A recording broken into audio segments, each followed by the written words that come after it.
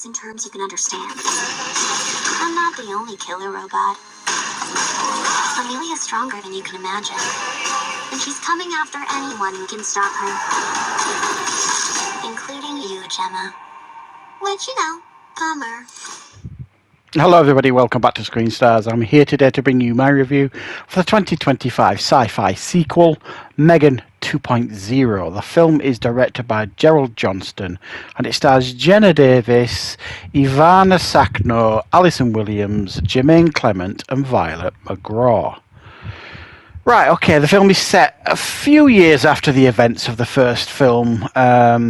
Everyone's feeling the after effects and repercussions of what M3gan did in the first film.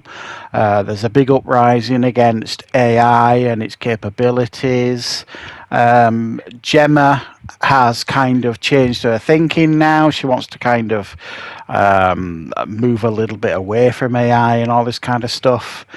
However, the military, in their wisdom, have, as we saw in the first film, where we saw that guy that stole the plans and sold them on, they got their hands on the plans for M3gan and they decided to make their own military application of it, a military robot, Amelia.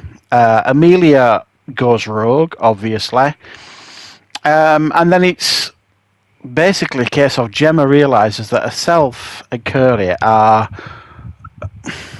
at risk because Amelia is basically taking everybody out who was associated with her and M3gan, and they're probably next on the list. So she has no choice really but to re-establish a relationship with M3gan, who essentially has been spying on them and has not really been dead for the past 3 years anyway. They decide to give her back her own body after some debate in order for M3gan to up her specs and be something of a threat to Amelia in order to protect Katie and Gemma. Right. What are my thoughts on M3gan 2.0? Well, the first M3gan was a bit of a surprise, I think. It went viral with that, dance routine that M3gan did. Got a lot of attention on the film, and it was a very entertaining film. I rewatched it fairly recently on Netflix, I think, with my wife who'd not seen it, and she quite enjoyed it too. It was an entertaining film. It was essentially a horror film about the dangers of AI and all this kind of stuff. Basically, it was a murder bot. So the sequel, when I first saw the trailer for the sequel, I was expecting more of the same. What we got presented in this trailer was what looked like an action film. So they'd really done a different approach here in this sequel. And after watching it, it is tonally a very, very different film from the first film. The first film was a horror, murder bot type film. This is very much a sci-fi action film, and something of a redemption arc for all the characters, including Gemma and even M3gan. It's the Terminator 2 to the first Terminator, I suppose, in many ways. So the tonal shift it does at times feel a bit jarring. There's a lighter approach. It's comedic at times. Feels a little bit more family friendly, even though it's not really when you get down to it. There's some quite brutal kills and deaths in this thing. But it's definitely a huge shift in tonally in regards to the first film. And like I said, once you kind of get used to that and you get on board with that, it works well. As a film, I thought it was an entertaining sequel for what it was. It doesn't dwell too heavily on the AI debate. It kind of dips its toes into that debate, but it never detracts from the entertainment of the film. I thought the action was done really quite well. I thought the effects were very, very good.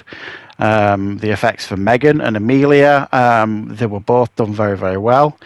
And I enjoyed the majority of this film. It was a little bit predictable. I mean, they try and put a few red herring stroke twists in the film, but you can kind of see him coming a mile away. It's not as clever as it thinks it is. And if you thought Cady was quite annoying in the first film, I didn't feel as though a character had grown at all, really, in the second film, or matured. I mean, she's 12 years old now in this one. And I found her just as frustrating at times. About the only thing that was really different about her was the fact that she's been trained in Aikido and she's quite good at it. And they'd make a joke of it in the film, you know, and make a few Steven Seagal jokes here in the film, especially at the end. Do they work? The lighter, jokey approach at times. I suppose, you know, I mean, it raises a smile and a chuckle here and there, but it does feel night and day at times compared to the first film, and I suppose that's a good thing. You know, some people, when they get a sequel, they do want more of the same. And then sometimes when they get more of the same, people complain, oh, it's too much like the first one. So we have to, I think, applaud the different approach that they've gone with here. They've kept the basic DNA of the first film and the ideas, but they've had a much more Terminator 2 approach to telling the story than the horror approach in the first film. But you know, I'm not gonna lie, I was quite entertained by the whole thing. I thought it was fun. I thought it was paced nicely. Weak on villains. A couple of things to do with Amelia felt a bit, as I've said, a bit pointless and predictable. But for the most part, I thought it was good, and it had some strong performances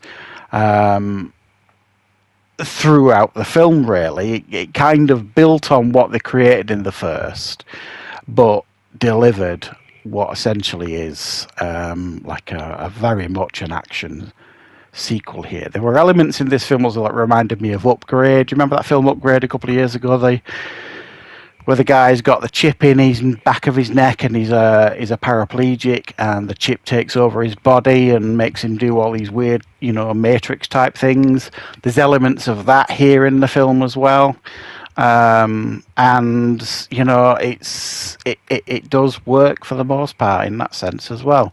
So I mean, if you enjoyed the first M3gan and you're prepared to watch the sequel that is a shift the tone in quite a, you know, quite a stern direction. It's steered well away from horror in this one, and has gone down a different path. If you don't mind that so much, then you're probably going to have a pretty good time with this sequel. I know it's not done particularly well at box office. Quite surprising to me. I thought this was going to do quite well because the first one was quite popular, but it pretty much sank without a trace. So I doubt whether we're going to get any more M3gans. You never know, though. If it does well, like on streaming services, maybe we will get another one. But I thought it was entertaining enough, this one. I had a pretty good time with it. I'm giving it a 7 out of 10, which I haven't checked, but I suspect that's probably the same score that I gave the first one. So let me know your thoughts if you've seen M3gan 2.0. Did you rate it? Did you like the direction that it took? And I will, of course, be back with plenty more reviews and content on the channel very, very soon.